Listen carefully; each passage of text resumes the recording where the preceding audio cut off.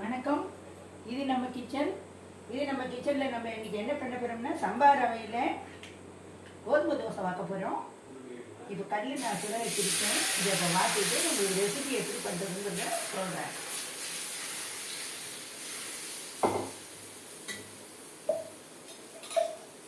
நீங்கள் எது எடுத்துக்கிறீங்களோ, என்ன கப்பு டம்ளர் எது எடுத்துக்கிறீங்களோ அதில் ஒரு கப்பு சம்பா ரவை எடுத்து அது முழுகிற அளவுக்கு ஜலத்தை விட்டு ஒரு அரை மணி நேரம் ஊற வச்சுட்டு மிக்சியில் நல்லா நைஸாக அரைச்சிக்கணும்.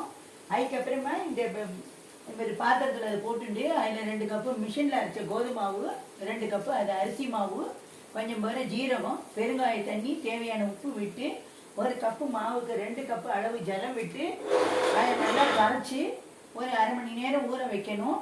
அதுக்குள்ளே இந்தமாரி ஒரு தோசை கல்லையோ ஒரு வடைச்சட்டிலையோ எண்ணெயை விட்டுண்டு கடுகு, வெங்காயம், பச்சை மிளகாய், கருவேப்பிலை எல்லாத்தையும் நல்லா வதக்கி இதில் தாளித்து இதில் கொட்டிடணும்.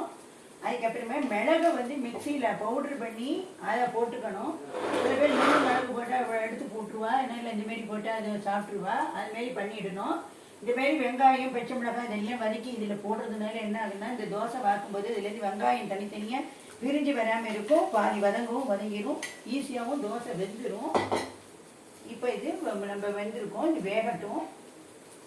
கல் நல்லா சூடானதுக்கப்புறம் இந்தமாரி எண்ணெயை விட்டுண்டு இந்தமாரி தோசையை வாக்கணும்.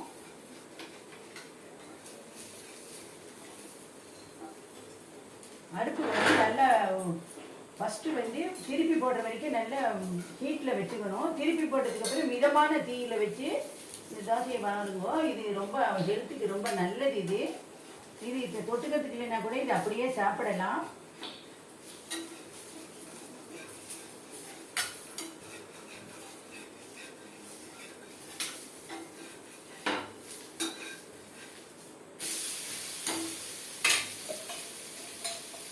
இது வேகட்டும். இப்போ திருப்பி போட்டு மறுபடியும் ஒரு வாட்டி இது சுற்றி எண்ணெயை விடணும். இது வெந்த உடனே உங்களுக்கு எப்படின்னு சொல்கிறேன், காட்டுறேன்.